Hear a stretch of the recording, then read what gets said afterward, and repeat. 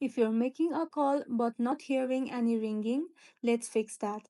Here are the top steps to restore your outgoing call ringtone. First of all, do a quick restart. Slide to power off, then wait 10 seconds and turn it back on. After that, check volume and mute switch. Make sure the volume is up using the side buttons.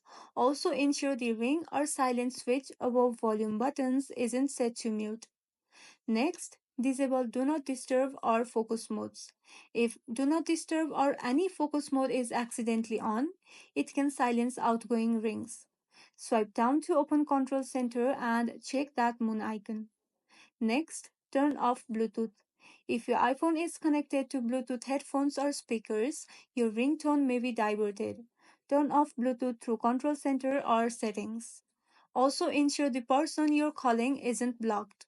If the issue happens only with specific people, they might be blocked or call forwarding might be on.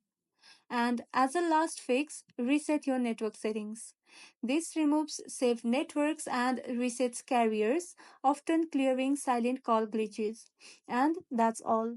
If this video was helpful, don't forget to like and subscribe for more iPhone tips and tricks.